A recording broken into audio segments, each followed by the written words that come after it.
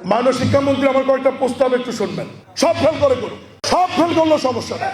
CC camera ওনারাই বন্ধ করে রাখবে, ওনারাই নকল সরবরাহ করবে। আমি সস্তা জনপ্রিয়তা নেওয়ার জন্য আসিনি। আপনি আজকে গিয়ে সার্কুলার জারি করবেন, আপনাকে প্রথমে সিদ্ধান্ত নিতে হবে জিপিএ বন্ধ করে দিতে হবে। আপনি যেভাবে পাস করেছি আপনি আমার ওই ফরম্যাটে ফিরে দেন। সামনের লাইনে যারা শিক্ষা প্রতিষ্ঠান প্রধান বসে আছেন, তিন লাইনে যারা, এই সমস্ত শিক্ষা প্রতিষ্ঠানে কিন্তু আমরা ভর্তি পরীক্ষা নিয়ে ছাত্র ভর্তি করি, মেধা যাচাই করি, এবং এই সমস্ত শিক্ষা প্রতিষ্ঠানে যখন আমরা শিক্ষক নেন সেটাও কিন্তু হাই কোয়ালিটি যাচাই করে নেন।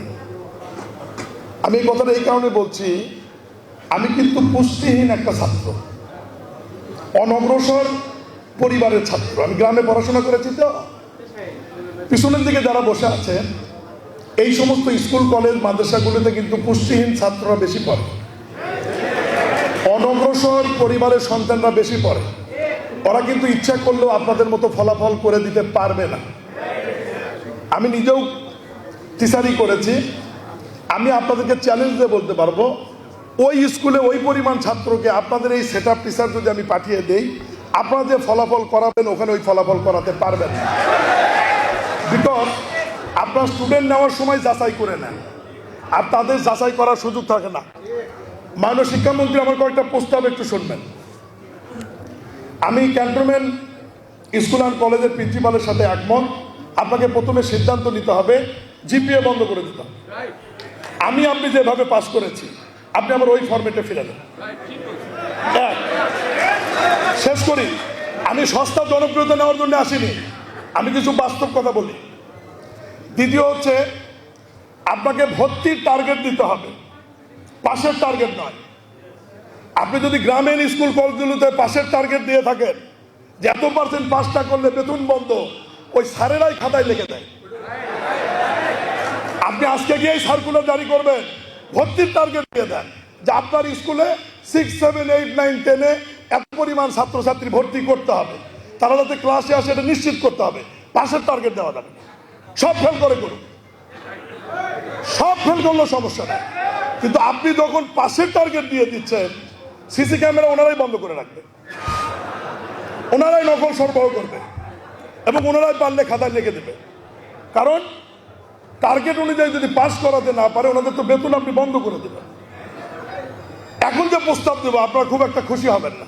রাজনীতিবিদদের যদি 3 বছর 5 বছর পর পর পরীক্ষা দিতে হয়, ভোটের পরীক্ষা, ভিসি নওগাঁ যেটা বলেছে যে বিগত 20 বছরে যদি শিক্ষক নিয়ে গিয়ে ডিজাস্টারই হয়ে যায়, শিক্ষামন্ত্রীর কাছে আমার প্রস্তাবনা থাকবে এই 20 বছরে যে সমস্ত শিক্ষক নিয়োগ হয়েছে, যে পদ্ধতিতে হোক, প্রত্যেক বছর এই শিক্ষকদের আবার পরীক্ষা নেওয়া হোক। এই পরীক্ষায় যারা পাস করবে তাদের টিচার হিসেবে রাখেন, ফেল করলে বিদায় করে দেন। নোট করে এই সিস্টেমে আসে, দেখবেন যে এমনি সব ঠিক হয়ে যাবে। এখন আর তালি নাই, প্রথম তালি দিয়েছেন।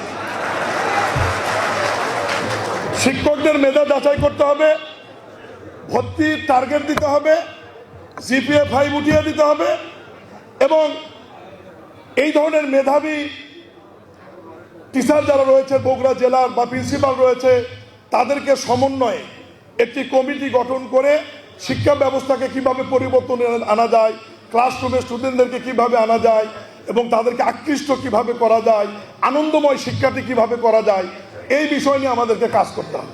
শিক্ষকদের 100% অ্যাসোসিয়েশন এবং পলিটিক্স বন্ধ করে দিতে হবে। শিক্ষকরা কোনো রাজনীতি করতে পারবে না, শিক্ষকরা কোনো অ্যাসোসিয়েশন করতে পারবে না। সরকারি চাকরিদের মতো তাদের এই ব্যবস্থার মধ্যে নিয়ে আসতে হবে, তাহলেই দেখবেন সবকিছু কন্ট্রোলে থাকবে। আমি যে প্রস্তাবগুলো দিলাম বিনয়ের সাথে বিবেচনা অনুরোধ রেখে, আর আপনি যে প্রস্তাবটা দিয়েছেন, আমি মাননীয় সংসদ সদস্য রেজাউল করিম বাদশা, মাননীয় সদস্য আমাদের মোর্শেদ মিল্টন সহ, আমরা বিএম এর প্রিন্সিপাল, ক্যান্টনমেন্ট বোর্ডের প্রিন্সিপাল, শাহিন স্কুলের প্রিন্সিপাল সহ আরও যারা মোটামুটি আছে, আমরা 15-20 জন মিলে মাঝে মাঝে বগুড়ায় বসে বগুড়াকে একটা মডেল শিক্ষা ব্যবস্থার জন্য কি করা যায়, ডিসি মহোদয়ের, জেলা শিক্ষা অফিসারের সহযোগিতা নিয়ে আমরা একটা ফর্মুলা, আরও কিছু রিসার্চ করে করে ওনাদের পরামর্শ নিয়ে আমরা আপনার কাছে উপস্থাপন করব।